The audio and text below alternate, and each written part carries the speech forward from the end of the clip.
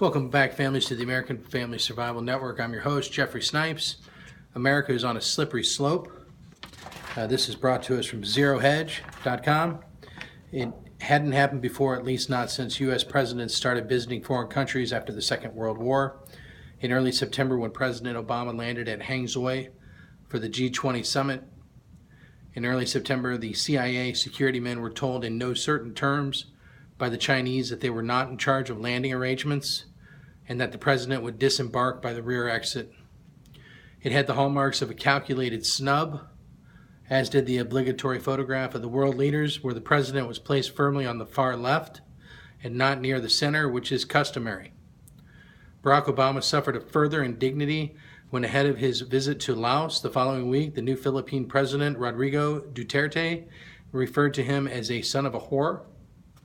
The official meeting between the two was canceled, though they did meet privately. So not only are ordinary Americans showing signs of rebelling against the status quo at home, but foreigners, some of them very important, are as well.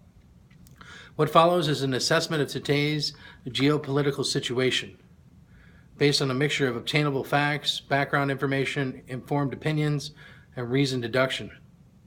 Guesswork, eliminated as much as possible, is inevitably involved, particularly in assessing outcomes. The conclusions are not something anyone in the deep states of America and elsewhere will admit to or endorse, which paradoxically gives this article its importance.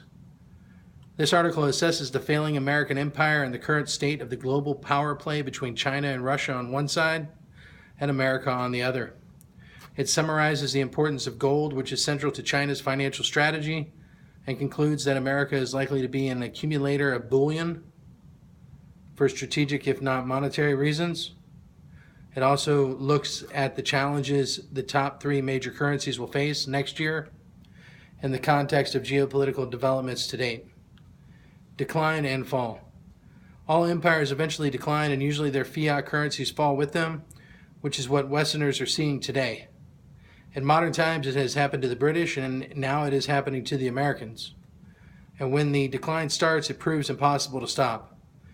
Either you accept it and retreat gracefully, as the British did, giving up her colonies under Macmillan, or you fight it. The Americans are fighting it, which means the decline will be increasingly messy and dangerous.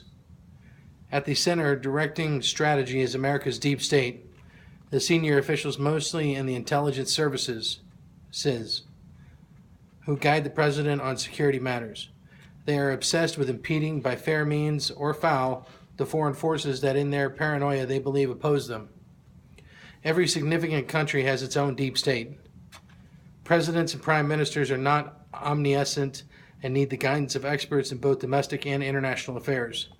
Naturally, this is why intelligence serves as central to government, because they provide and present the most important information concerning risks to the state. It is these people who can wield the ultimate power behind elected politicians when it comes to external relations and domestic security, by managing information influence and by influencing their decisions. External relations are effectively under the control of the CIA in America and MI6 in the UK. The world saw how dangerous these intelligence services can become when they fabricated intelligence about Saddam Hussein's weapons of mass destruction. Make no mistake, these two intelligence services took it upon themselves to take us to war. It was clearly intended to pave the way for Saddam's removal and led to an appalling civil war between Sunnis and Shiites, as these religious factions sought supremacy in the power vacuum left by Saddam's overthrow. Tony Blair was discredited and is reviled by his former supporters. George W. Bush was marginally luckier, only because America did not have a damaging Chilcot inquiry. Then there was Libya, where Hillary Clinton took much of the rap, which could lose her the cherished presidency. Where Hillary Clinton took much of the rap, which could lose her the cherished presidency. The Arab Spring revolt, which started in Tunisia and was encouraged by developments in Libya, spread to Egypt and from there to much of the Arab world, including Syria. In Syria, formerly a thriving, peaceful country tolerant of all religions, the CIA stirred up trouble with the intention of overthrowing President Assad, whose crime was to be loyal to Russia. The lack of any foresight by the Americans has led to a refugee crisis that threatens to destabilize Europe and was a major factor in the British referendum vote for the Brexit. There's also Ukraine, and before that, Georgia and Ossetia. One could go on listing the CIA's failures or heroic victories, which are all well documented if you are prepared to dig for the information. With hindsight, we can date the peak of American power to the second invasion of Iraq 13 years ago. It has been gently downhill ever since, driven by the groupthink and the deep state that advises the president rather than by China and Russia becoming a threat to the security of the West, as many might suppose. The mistakes have been all America's, assisted by her NATO handmaidens, and will continue to be so. And that was the point behind China's snub at the G20 meeting, and why a maverick politician in the Philippines can insult the greatest leader on earth and get away with it.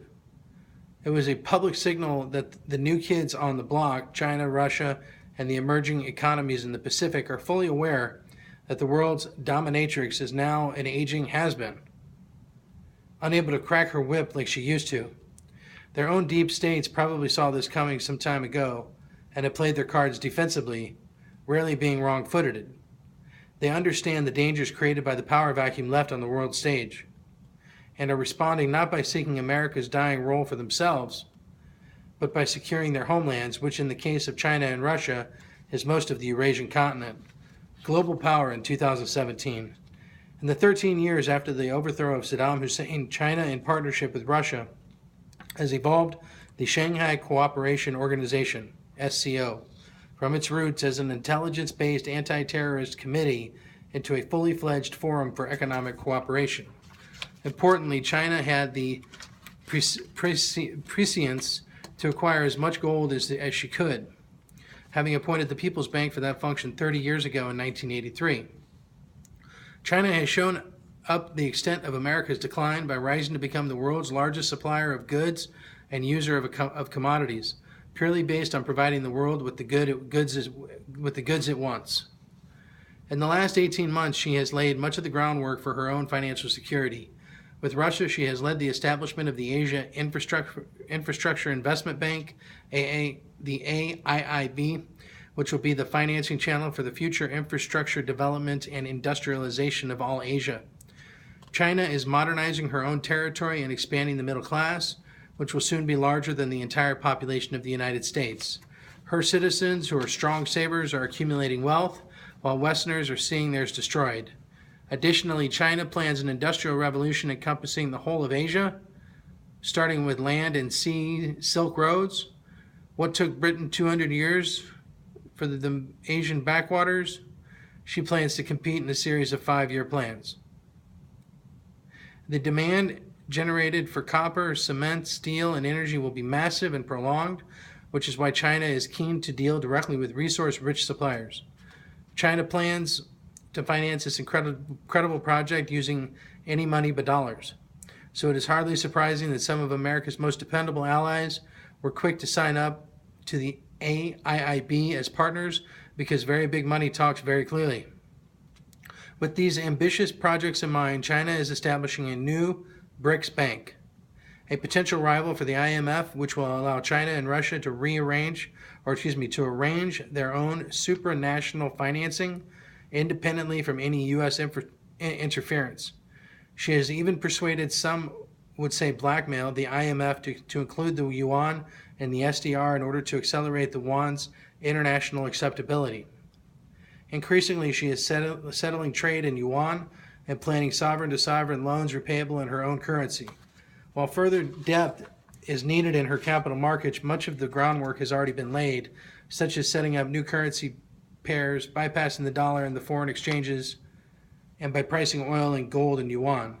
And all this has occurred despite America's firm grip on global trade settlement through the dollar with its reserve status. 2017 is shaping up towards a new phase.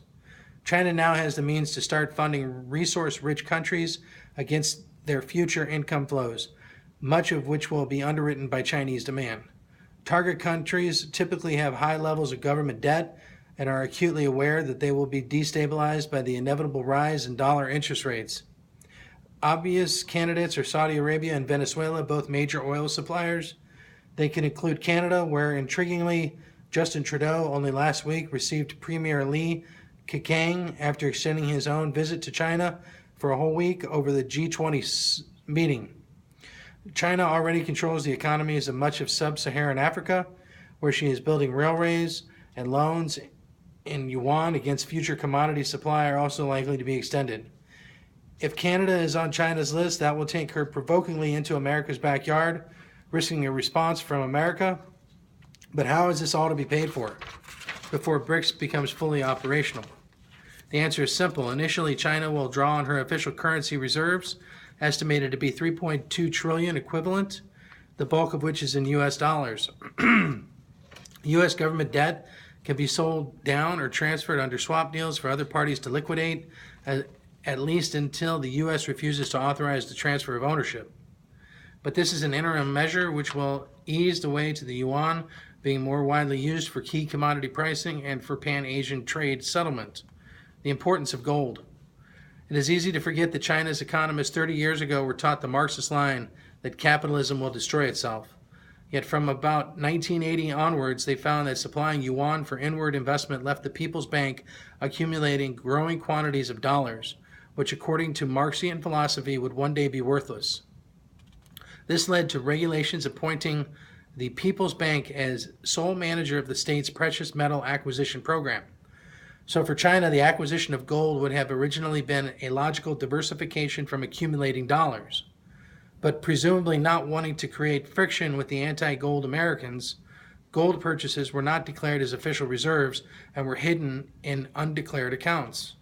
China also embarked on a drive to increase mine output, and today she is the largest producer in the world by far at about 460 tons last year.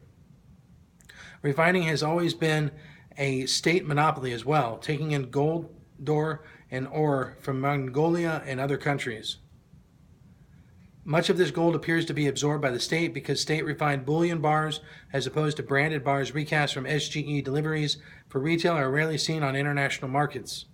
In the past, I have speculated that this covert accumulation of gold over the last 30 years could amount to over 20,000 tons, taking into account the scale of inward investment flows, subsequent trade surpluses, contemporary prices, and supplies from Western central banks and investors during the Great Gold Bear Market of 1981 to 2000.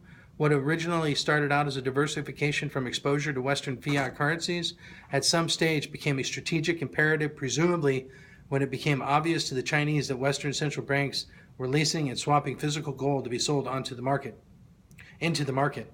Whatever the total accumulated, the state obviously felt it had acquired enough gold by 2002 to permit the Chinese public to begin buying. The People's Bank established the Shanghai Gold Exchange that year for this purpose, and so far has delivered an additional 11,000 tons into public hands, net of scrappage. It is clear that Russia places a similar importance on the accumulation of gold, having in recent years surprised Western analysts by adding gold to her reserves. When the preservation of dollar reserves as ammunition to support a falling ruble was deemed to be more important. The extent of her undeclared holdings is obviously not known, but could be significant, though not on China's scale. Furthermore, it is common knowledge that the U.S. Exchanges Stability Fund has in the past sold physical gold with a view to supporting the dollar, leading to speculation that the U.S. official reserves are considerably less than stated. Why does this matter?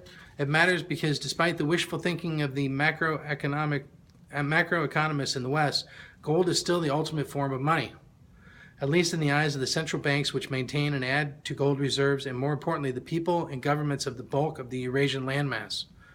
And given that today's geopolitics is all about China and Russia versus the U.S., gold is the primary strategic money in a future financial conflict. Chinese analysts also know that the West is badly short of physical metal, with bullion banks running unallocated accounts on a fractional reserve basis for their customers.